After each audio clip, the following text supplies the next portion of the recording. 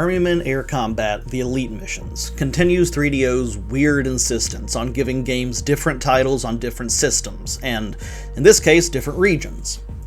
On PlayStation, this game is called Army Men Air Attack 2. On PlayStation 2, it is also called Army Men Air Attack 2, but only in North America. In Europe, it's called Army Men Air Attack Blade's Revenge. Here on Gamecube, it's called Army Men Air Combat The Elite Missions. I don't know why they couldn't just pick a damn title and stick with it. At the very least, keep it consistent across regions for PS2, and just call it Air Combat 2 on Gamecube. But alas, here we are with a naming scheme that would put Nintendo's winners to shame. Army Men Air Combat The Elite Missions is a direct sequel to Army Men Air Combat on Nintendo 64. Before I play a game, I often browse other players' and critics' reviews to see what they liked and disliked, so I can pay attention to that aspect and see if I agree. One of the things I noticed when doing that here is that, unsurprisingly, IGN is an utterly worthless source of reviews, because their reviewer clearly didn't even play the damn game. They talk about how this is the GameCube version of Air Combat on Nintendo 64. No. No, it's not. It's a sequel. Yeah, there are some similarities, because 3DO was pumping these games out faster than Russia pumps out war crimes, but they're absolutely not the same game. Baron von Beige, the primary antagonist in this game, didn't even appear in Air Combat. Literally, the opening cutscene of this game introduces him. It's like calling Star Wars The Phantom Menace an expanded remaster of Star Wars A New Hope. It's just objectively wrong in every sense, and I'm honestly surprised that even 6 out of 10 Too Much Water IGN would have such an egregiously lazy reviewer on their payroll. Anyway, this is why I make a point to play through every game before I review it, or at the bare minimum, play a good 10 or 20 hours at least. It ensures I actually know what the hell I'm talking about. Having established green air superiority during the events of Air Combat and Air Tactics, Tan Dictator Plastro hatches a new plan to take the skies from the green.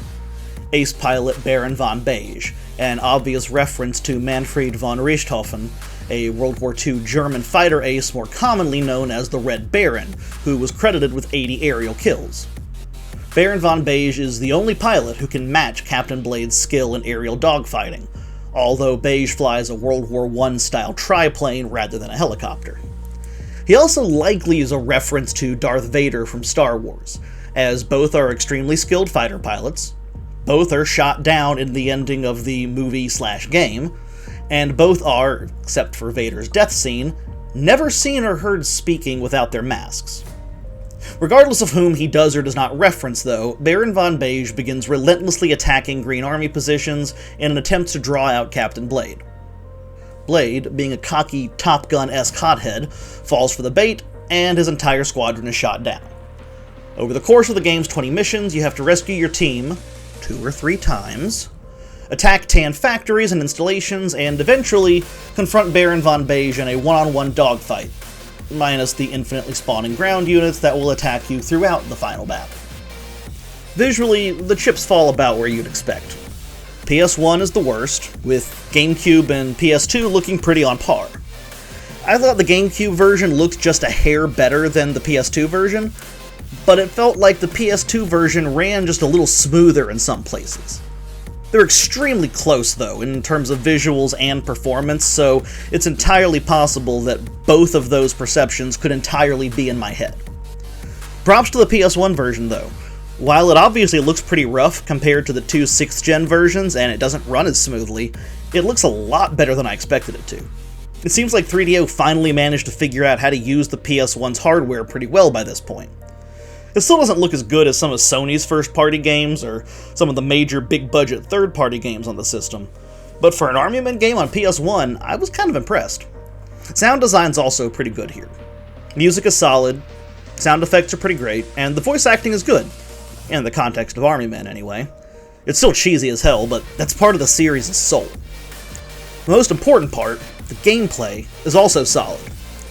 I don't know if I had some settings messed up or what, but the controls felt just a little bit clunkier and more awkward than they should on PlayStation 2. On PS1, it controlled as fine as you could expect it to with a D-pad, and it felt amazing to play on the Gamecube. But something about the PS2 controls just felt a little off to me, and I never could quite put my finger on why. Regardless though, even with the unexplainable awkwardness I felt with the PS2's controls, it doesn't take too long to get used to. This really is a pretty smooth and comfortable aerial combat game. Army Men Air Combat: The Elite Missions on Gamecube, or Army Men Air Attack 2 if you're playing one of the PlayStation versions, is definitely one of the better games in the series. I'd personally put it at number 4, below Army Men 2, Army Men Sarge's Heroes, and Army Men Sarge's Heroes 2, but above Army Men Air Combat / Air Attack. I strongly recommend playing the GameCube version if you can. Between the visuals and controls, it's definitely the best version of the three. Failing that, go for PS2.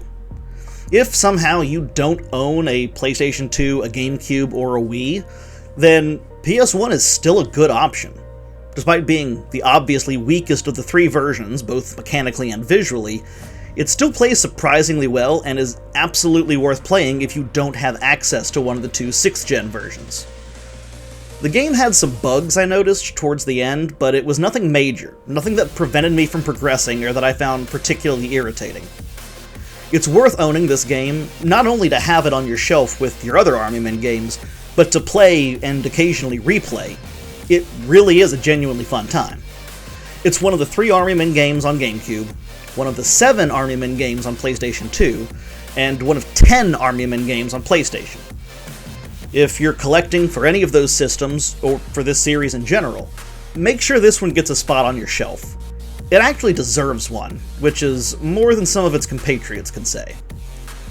My rating for Army Men Air Combat: The Elite Missions on GameCube, or Army Men Air Attack 2 on PlayStation, or Army Men Air Attack Blade's Revenge on PlayStation 2 in Europe, is a B.